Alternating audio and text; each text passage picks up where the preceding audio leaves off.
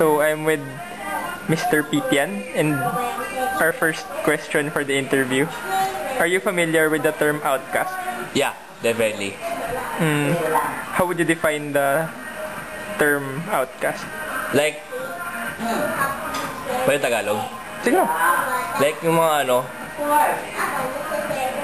yung mga di kasama sa group, di kasama sa what society calls normal, what society deems to be normal. So do you consider yourself an outcast? Yeah, technically. Talaga? Oh, except when I'm in college of St. Benil, kasi Marami. first time I got there, kala ko I would be like, like in CSA na tatlo lang kami magkasama. Hierarchy, or may small group lang kami. Pero pagdating ko sa CSB, I was like, wow. Like, may mga emo, may mga goth, tapos may mga cosplayers doon. So like, Yeah, so cosplay. sobrang okay. How do other people treat you? Like family, classmates, other friends? Family, paiba-iba.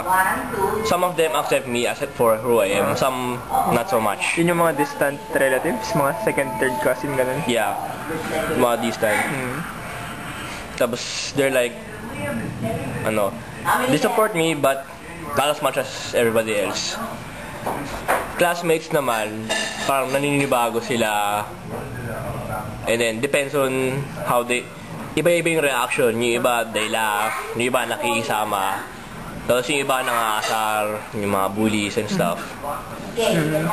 But I'm used to that naman. So how do you feel when they treat you that way? Yung mga sinasabi mong pagtrato sa'yo na not normal, ganun. Yeah, syempre bad. Pero since yun nga, it's been happening to me since I was like prep in CSA. Started with my busmates. Parang hindi ko matanda yan. Anyway. Nakita grade 5 started with my busmates. And then how do you usually react pag ganun, pag tinitreat ka nila ng ganun? When I was small, when it first started happening to me, of course, naaasar ako. So I peed on their bags. Ganda na revenge mo. So I peed on their bags. Tapos, Siyempre, I was always yung galitin type, madali maasar, madali mapikon.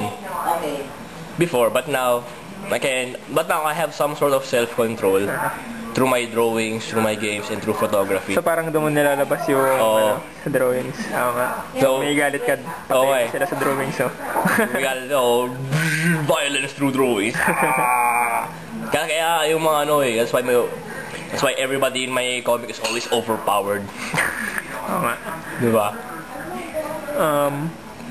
What do you think affects the way the society looks at different people? So parang, sa tingin mo ba, iba-iba yung tingin nila sa ibang tao? Yeah. Parang may hierarchy, but sa tingin mo may ganun? Well, sa tingin ko, it's because of perspective of how people see themselves, how people see them others. Siyempre, since photographer ako, I should know. But since I'm not really actually a professional, what I can say is like, some people can't deal with change.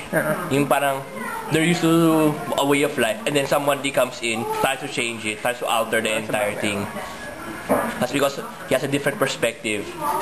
Kahit tama yung guy who wants to change it, ayaw nila paibahin. Kasi